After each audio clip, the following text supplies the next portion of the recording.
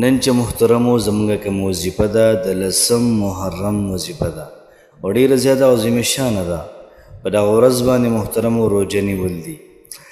آیا په دغه ورځ باندې روژه نیول دي د دغې روژې څومره ثواب دی؟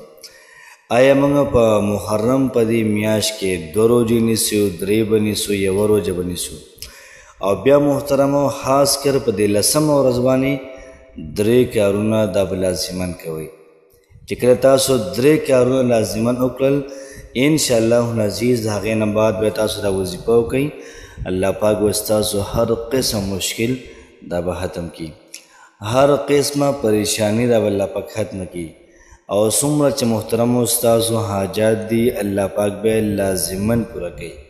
د دې سره سره محترمو د محرم د روژې ثواب څومره دی؟ د پاکستاني تاریخ مطابق 10 د محرم وکړي 10 په ورځ باندې موږ روژه نیسو. انشاءالله العزیز تمام تر تمام په دې کلپ کې دا به تاسو سره ذکر کیږي. بسم الله الرحمن الرحیم. شروع کوم د ډیر زیات بخونکي او د ډیر زیات مهربان رب په نوم باندې. زه ګواهي ورکوم د دې خبرې چې د الله پاک نه علاوه د عبادت لایق نشته او نبی کریم صلی الله علیه و آله وسلم د الله پاک بنده او د الله پاک رسول دی. محترم مسلمانانو خویندورونو، د محرم ډیره زیاته عظیم شان میاشت دا شروع ده او دومره ناشنا میاشت محترمو چې دې ته محرم د دې وجې ویل کېږي چې په دې کې جنگ دا محترمو حرام دی. نبی کریم صلی الله علیه و آله وسلم ته الله پاک ویلو په دې میاشتو کې جهاد دا مه کوه، په دې میاشتو کې جنگ دا مه کوه. یاد ساتئ محترمو دا میاشت د اسلامي د میاشتو لومړۍ میاشت ده او په دې کې د 9 تاریخ روژه، د 10 تاریخ روژه، د 11 تاریخ روژه د ډیره زیاته د قدر او ډیره زیاته عظیمه شانه ده. نبی کریم صلی الله علیه و آله وسلم روژه ونیوله په 10 د محرم باندې. صحابه کرامو نبی کریم علیه الصلاة والسلام ته فرمایل د الله رسوله روژه ولې نیسي؟ وایي ځکه روژه نیسو چې موسی علیه الصلاة والسلام او د هغه قوم ته په دې ورځ الله پاک نجات ورکړی او بل ثواب او فایده یې دا شوله چې کوم سړی د محرم دا روژه ونیسي الله پاک به د انسان تمام ګناهونه معاف کوي، ځکه مخکې د خلکو ګناهونه الله پاک معاف کړي اوس به معاف کوي. نو بیا صحابه کرام وایي چې محرم دا روژه خو یهود هم نیسي. بیا ورته نبي کریم علیه الصلاة والسلام ویلي انشاءالله که الله که زه ژوندی ومه نو زه به 9 او 10 تاریخ روژه به نیسمه، یا به 10 او 11 تاریخ روژه به نیسمه، 9 10 یا 10 او 11. بیا راوي فرمایي چې نبي کریم صلی الله علیه و آله وسلم کال چې کله راغلی نبی علیه السلام محترمو د دنیا نه تللی و. نو دې کې موږ ته اشاره میلاو شوله چې حالف الیهود د هغوی څومره یهودیان دي د هغوی مخالفت وکړي، ځکه هغوی 1 ورځ روژه دا نیسي، موږ باید 2 ورځې روژې نیسو. دا موږ ته زموږ اسلام او زموږ شریعت محترمو دا خبره کوي.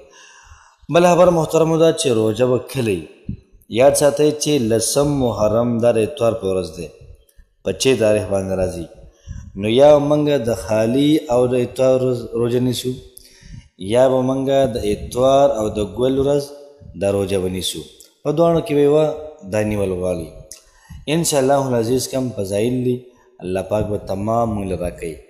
او 3 کارونه محترمو کم د 10 محرم باندې کول دي او 9 باندې او 11 محرم باندې هغه دا دي. فرمایي محترمو چې په دغه ورځ باندې توبه ویستل، استغفار کول، الله پاک ته رجوع کول محترمو دا ډیره زیاته بهترین خبره ده، ځکه چې په دغه ورځ باندې الله پاک د بني اسرائیلو توبه محترمو دا قبوله کړې وه او دا د ترمذي شریف حدیث دی محترمو. یاد ساتئ که موږ توبه وباسو په دغه ورځ باندې استغفر الله استغفر الله استغفر الله الذي لا اله الا هو الحي القيوم واتوب الیه استغفار وایو الله پاک به زموږ توبه هم قبلوي. دغه رنګه محترمو دویمه خبره دا چې په 10 محرم باندې دا موږ روژه نیسو او چې کله موږ روژه ونیوله الله پاک موږ ته د 1 کال ګناهونه دا محترم معاف کړي. د دې ورځې په خاطر باندې الله پاک ګناهونه موږ ته معاف کړي. او درېیمه خبر محترمو دا چې په دغه ورځ باندې په 9 تاریخ یا په 10 یا په 11 باندې او خاص کر په 10 باندې کور کې څومره ماشومان دي اهل او عیال دي په هغوی باندې خرچ کول، بهترین خوراک پخول، په دغه ورځ باندې د کلي د محلي حلقه ځان سره شریک کول، دونه څه پخول چې په خپلې مهرې او ګاونډي له هم ورکړي.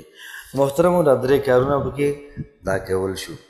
4 نمبر کار دا دی چې په 10 محرم باندې تاسو د سورة الکوثر وظیفه وکړه 313 پیرې. انا اعطیناک الکوثر فصل لربک وانحر ان شانئک هو الابتر.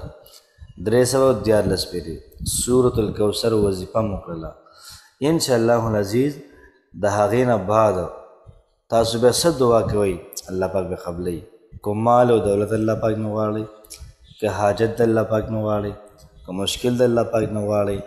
او بل یو ناشنا خبر دا چې کله تاسو د عاشورې روژه ونیوله 10 تاریخ یا 9 یا 11 نو ستاسو ګناهونه به معاف شي، نو بیا به ستاسو مثال د فرشتو په شان شي.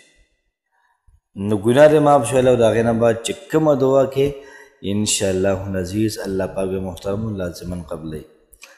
کوشش محترم وکړه چې دغه ویډیو دا وظیفه د مخکې خلکو سره شیر کړي چې هغوی ته هم پته ولګي چې آیا روژه نیول کله دي، 10 محرم کله دی، او دغه رنګې د عاشورې روژه د هغې ثواب څومره دی، او په دغه ورځ باندې 3 کارونه کول پکار دي.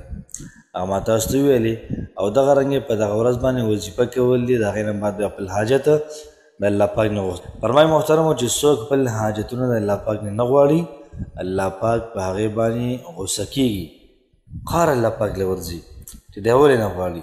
نو کوشش محترم وکړه چې تاسو دغه وظیفه په خپله مو کې ملګرو سره هم شیر کړئ. الله پاک هم خوشحاله آباد ساته. السلام علیکم ورحمة الله وبرکاته.